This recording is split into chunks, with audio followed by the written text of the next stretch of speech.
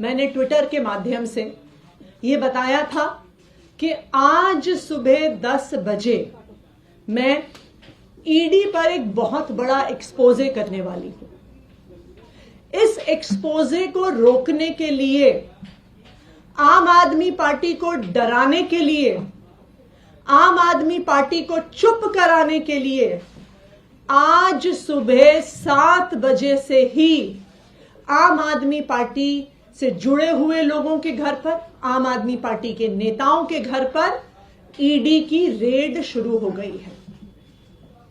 हमारे सांसद और आम आदमी पार्टी के ट्रेजरर एनडी गुप्ता जी के घर पे रेड हो रही है। ऐसा सुनने में आ रहा है कि उनके पीए के घर पे रेड हो रही है। मुख्यमंत्री अरविंद केजरीवाल जी के पीए के घर पे रेड हो रही है।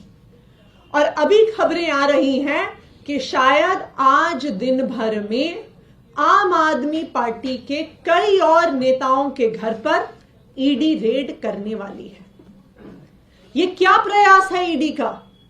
ये क्या प्रयास है भारतीय जनता पार्टी शासित केंद्र सरकार का कि वो अपनी एजेंसीज के माध्यम से आम आदमी पार्टी को डराने की कोशिश कर रही है, धमकाने की कोशिश कर रही है और हमारी बात को दबाने की कोशिश कर रही है।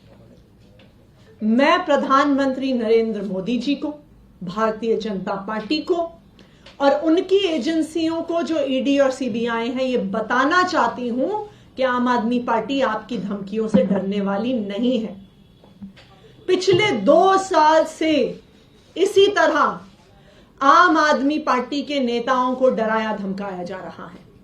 इस तथाकथित शराब घोटाले के नाम पर कभी किसी के घर छापा पड़ता है, कभी किसी और के घर छापा पड़ता है, कभी किसी को समन आता है, कभी किसी को गिरफ्तार किया जाता है। लेकिन इस 2 साल के इन्वेस्टिगेशन में अभी तक ईडी को कुछ नहीं मिला है। किसी भी क्रिमिनल इन्वेस्टिगेशन में 3 चीजें महत्वपूर्ण होती हैं। सबसे पहले रिकवरी ऑफ मनी, जिसकी लॉन्ड्रिंग हुई है। ED prevention of money laundering act के तहत केस करता है तो सबसे पहली और सबसे जरूरी चीज है कि ईडी को रिकवरी ऑफ मनी करनी पड़ेगी। लेकिन 2 साल में सैकड़ों रेड के बाद भी 1 रुपए की भी रिकवरी ईडी नहीं कर पाई है। किसी भी केस में दूसरी महत्वपूर्ण चीज होती है सबूत। लेकिन 2 साल के बाद भी कोई भी पुख्ता सबूत ईडी को नहीं मिला है और ये कोर्ट ने भी बार बार पूछा है कि सबूत सामने रखिए। किसी भी केस में तीसरी महत्वपूर्ण चीजें होती हैं स्टेटमेंट्स, यानी कि गवाही। ईडी का जो सारा केस है वो सिर्फ और सिर्फ गवाही पर और कई गवाहों को, कई अक्यूज्ड को सरकारी गवाह बनाकर और उन्होंने जो स्टेटमेंट्स दी हैं उसके आधार पर बना हुआ है। और आज जो मैं खुलासा करने जा रही हूं वो आपको यह दिखा देगा कि ये सारी स्टेटमेंट्स फर्जी हैं, कि ईडी ने सारी स्टेटमेंट्स में फर्जीवाड़ा किया हुआ है। जैसा कि आपको पता है कि जब कई ऐसी स्टेटमेंट्स किसी अक्यूज से, किसी सरकारी गवाह से, किसी विटनेस से ली गई, उसके बाद कई विटनेस सामने आए और तो देखिए आम आदमी पार्टी आरोप लगाती हुई नजर आ रही है। आम आदमी पार्टी ये कह रही है क्योंकि हम एक बड़ा खुलासा करने जा रहे थे, इसको लेकर मैंने ट्वीट किया था, जानकारी दी थी। ये एक रीजन है कि हमारे नेताओं को टारगेट किया जा रहा है और हम पर दबाव बनाने की कोशिश की जा रही है ताकि हम इस तरह का खुलासा ना करें। शराब घोटाले में अब तक कुछ नहीं मिला, आम आदमी पार्टी ये बात कहती नजर आ रही। सुरेश,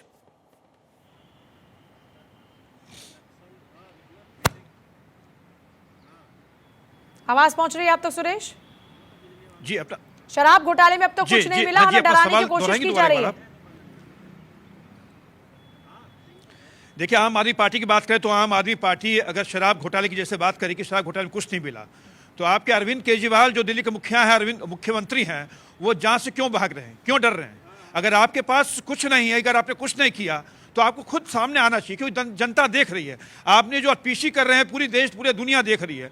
लेकिन कहीं ना कहीं आपको जांच में सहयोग करना चाहिए। पर सबसे बड़ा सवाल है कि जिस खुलासे का जिक्र आम आदमी पार्टी कर रही थी, जो खुलासा करने जा रहे थे वो खुलासा अब तक नहीं किया, अभी तक भी सिर्फ आरोप पर आरोप ही लगाए जा रहे हैं। क्या उम्मीद है कि अभी कुछ देर बाद ये कोई खुलासा हो सकता है जिसका जिक्र आम आदमी पार्टी की ओर से किया गया था? जी बिल्कुल, आम आदमी पार्टी की जो नेता हैं आतिशी, उन्होंने कहा था कि वो बड़ा खुलासा करेंगे। खुलासा आपने देखा कि जो प्रेस कॉन्फ्रेंस उनकी चल रही थी, उन प्रेस कॉन्फ्रेंस में उन्होंने सिर्फ यही बताने की कोशिश की कि उनको बेवजह तंग किया जा रहा है, उनकी पार्टी को बेवजह तंग किया जा रहा है। लेकिन वो खुलासा क्या है, खुलासा वही जानते होंगे, आप पार्टी के लोग जानते होंगे। लेकिन कहीं ना कहीं जिस तरीके से ईडी की जो कार्रवाई चल रही है, ईडी के कार्रवाई में उनको सहयोग करना चाहिए, क्योंकि हम जितने लोगों से हम लोग बात करते हैं जो आप पार्टी के समर्थक हैं चाहे जो भी हैं, उनका यही कहना है कि आप पार्टी के लोगों, जो आप पार्टी के नेता हैं, उनको सपोर्ट करना चाहिए, उनको सहयोग करना चाहिए। कि आपने ऑपरेशन लोटस का आरोप लगाया कि उनके विधायकों को पैसे देकर तोड़ा जा रहा है। क्राइम ब्रांच आगे आती है, आपसे पूछती है, सवाल करती है, लेकिन आप जो छिप जाते हैं, आप यही कहते हैं कि हम जो है जवाब नहीं देंगे, हम जवाब देंगे समय आने पर। वो समय कब आएगा? पुलिस आपसे अब पूछती है और आप कहते हैं समय आने पर जवाब देंगे। यानी आप कहीं ना कहीं अपनी मनमर्जी चलाना चाहते हैं, हर जांच एजेंसी को आप अपने हिसाब से चलाना चाहते हैं। तो कहीं ना कहीं इन चीज़ों को लेकर जब आप पार्टी के नेता बोलते हैं तो उस पर संशय पैदा होता है। ईडी की जांच चल रही है, उनके 2 नेता पहले ही से ऑलरेडी जेल के अंदर हैं। ईडी आपसे सवाल पूछ रही है कि आप सामने आइए, आप बताइए कि इसमें क्या घोटाला हुआ या नहीं हुआ। लेकिन आपको 5 बार सम्मन दिया गया और 5 बार आप कभी चले जाते हैं विपासना केंद्र चले जाते हैं, कभी आप रैली में चले जाते हैं, कभी चुनाव प्रचार करने के लिए चले जाते हैं। और इतना नहीं, आप ये कहते हैं कि ईडी का जो ये नोटिस है, जो सम्मन है, वो संवैधानिक नहीं है।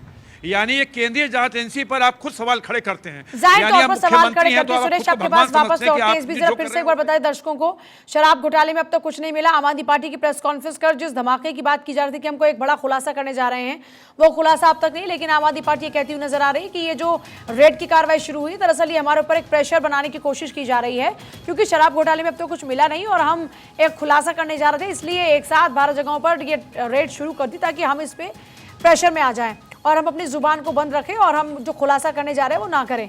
शराब घोटाले में सभी गवाह फर्जी हैं। आम आदमी पार्टी की ओर से आरोप लगाए जा रहे हैं शराब घोटाले को लेकर ईडी का बड़ा दावा, लेकिन कोई दस्तावेज अब तक नहीं दिए जा रहे।